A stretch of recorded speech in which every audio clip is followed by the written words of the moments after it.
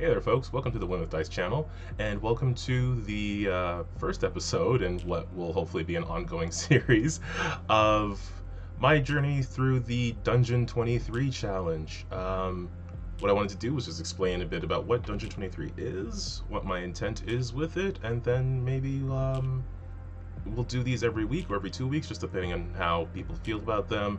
I wanted to have regular updates on the channel here about what I'm doing with that, since I'm mostly just posting them over on Twitter.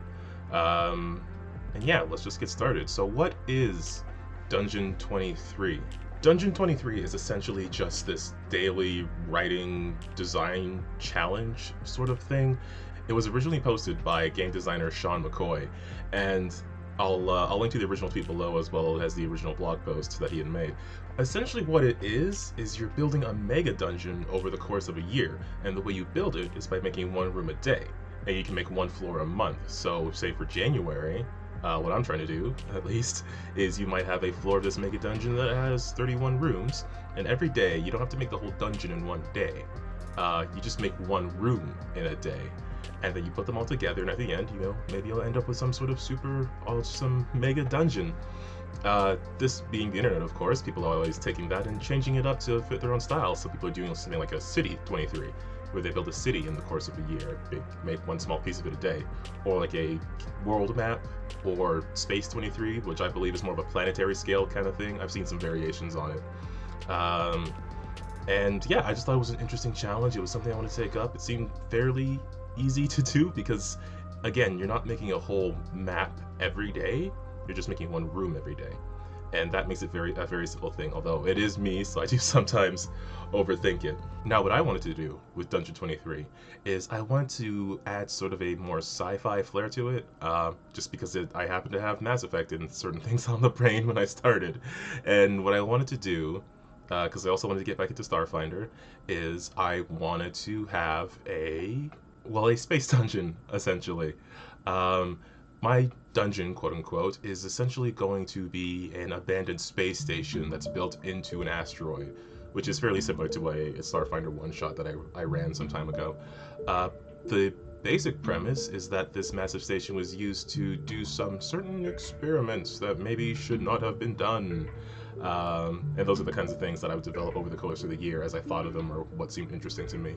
The reason I wanted to have the facility built into an asteroid is because it would give me the option of having like these smoother, more purposely built and technical layouts. I'm envisioning the sort of things you might see in some spaces in Outer Worlds, if you've ever played the Peril on Gorgon DLC, or some of the spaces in Halo, a lot of the underground tunnels that exist in Halo, as well as some cavernous spaces where I can, not be restricted by having all of my walls match any sort of grid lines or anything like that.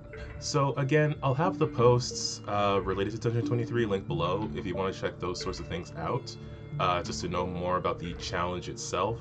It's a very low pressure, low stakes kind of thing. I don't want to put too much, I don't want to make it seem too difficult or anything like that. But I had some fun doing it already, so my plan for this video is just to give an update about what I did in the week so people on YouTube can see it as well, and I get to discuss it a bit, and you guys can drop some comments below. I am still working on a name for this station. I wanted to call it Labyrinth Station, just because I like the idea of there being something trapped within this station. But apparently that's a thing in Splatoon, I think it was. I don't know, so I needed a new name.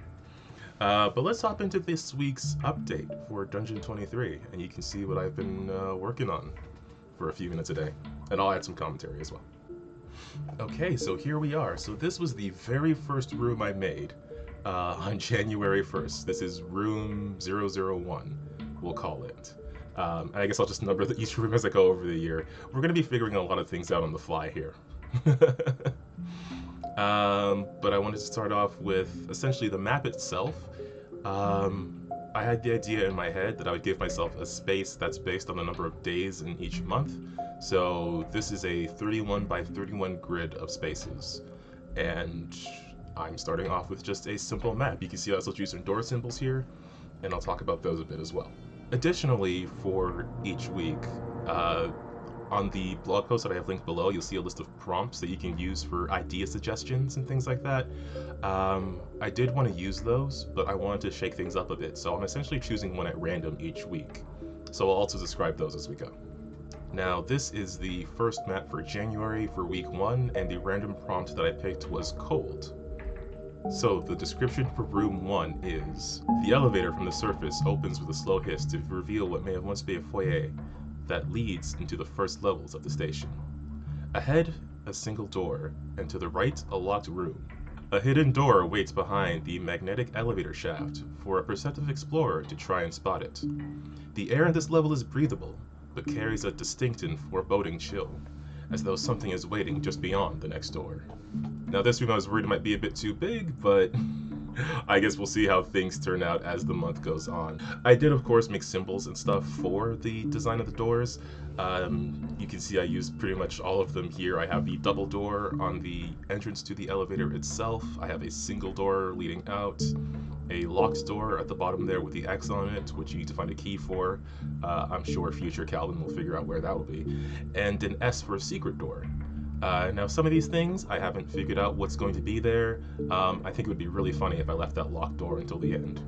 That secret door, I was thinking it could go into like a cavernous part of the asteroids built into the rock itself, but I don't know yet, because I haven't got there yet. But let's get on to the next room. Room 2, a security screening room before allowing further access into the facility. A flickering humanoid hologram briefly tries to activate long dormant scanners before dying with a spark. Now, this was a obviously very simple, very small room. Nothing too complex here, but I did want to sort of invoke the idea that there was some active technology in this space still, with that hologram activating. In the next room, Room 3. The room has doors in 2 different directions, each leading to a separate wing of the facility. The hologram figure from room 002 appears above a console and attempts to explain the purpose of either area, but the speech is lost in a hazy mess of static. Around the corner to the north, 2 creatures wait to pounce on unsuspecting explorers. They appear to be small ice elemental creatures, but altered from their normal forms. Whether by time or by experimentation is unclear. So here I wanted to make sure I actually used the prompt, so I just added some small ice elemental creatures. I did make a stat block for these guys, but it'll probably change up a bit as things go on. I took the small ice elemental creatures from Starfinder and just gave them an ability to attach to people, which makes them a bit harder to hit, and they can do some melee damage from there. But again, that's a thing that might change up. I was, as far as game systems go, I was sort of focused on Starfinder as the main idea for this, and you'll see as we go on further, I wanted to have like a mix of magic and technology that you sort of see in Starfinder. But again, I'm not like tied down to any specific system just yet, or a specific setting just yet. There may be more things that might seem a bit more specifically related to certain settings, but I think a creature made of ice, not too specific, at least not yet. On to the next room. Room 004. A set of stairs descends to a short hallway with several doors, each leading to a separate chamber. The locked door at the opposite end looms over the room, daring the curious to just try to get through. Not too much in this one, I just wanted to give myself more options for directions and things like that, and you can see I choose some stairs. I'm still fiddling with a lot of these symbols. Some of them I want to do like small pixel edits too at this point, but I'm trying not to overthink things, and that is exactly what that will be if I do that. On to the next room. Room 005. This room looks like it was once used for storage. Whatever was in here has long degraded, but the scrap might prove useful. This was just a very simple room. It was a busy day and I had a headache, so I didn't want to overthink it. I might make this room smaller in the future just to better represent a storage room, but then I'm going to have a lot of side on the eastern edge of the map. In the future, though, I will for sure find some ways to use that space. I kind of had dead space on the brain also when I threw this room together. I was thinking, those rooms that you go into in Dead Space in some levels, where it's just a small room with a few shelves, and some of them have useful items, and sometimes a monster pops up. I think maybe if you go to the west room, it'll be a similar shape, but there'll be a monster in there. On to the next one. Room 6. Stairs lead down into a room full of wrecked computer terminals and more of those small ice creatures. Behind them, a ramp goes further down into the facility, leading to a door. Uh, this room isn't too complicated, although I will say I'm a bit on the fence about how I designed the interior walls. I was thinking of giving them a different shade, maybe just making them a bit lighter, just because everything there kind of like mushes into one coloration. I did try to change the stairs up a bit, so hopefully it looks nice. If it does, please let me know, because I'm still not sure. But let's get to the last room of this week. Room 7. As you enter the room, you see a balcony loops into an octagonal ring with several doors exiting the chamber. It appears that this room was once used to observe a pit in the center, as indicated by the long-dead cameras and sensors lining the wall. However, once you're in the room, a burst of wind and cold begins to swirl, covering the room in a sudden blizzard. A larger version of the ice creatures from earlier climbs up from the pit. More smaller elementals break off of this apparent source of them. Broken computer components with exposed wiring dangle from the large ice elemental's form, flailing around as it roars. It seems very intent on freezing you in place and keeping you here with it. Now, I really wanted to do something with the prompt, which I felt like I had underused. I just kind of said there was a chill in the air and then put some ice elementals, so... I don't know if I explained. Gosh, sorry, the random prompt that I chose was cold, which I think is like 20 or so, 20 or 21 on the prompt list. Because again, I just picked a random number, and that was the one I went with. Next week I'll pick another random number, and we'll see what we end up with from there. But I did want to have like a larger encounter in here. Again, I kind of left hints that there was some magical stuff going on in this technological base. And I wanted to keep it like the positions of the creatures a bit consistent. So there's some of them in room 3, and then room 6, and now room 7. You see where they are actually coming from.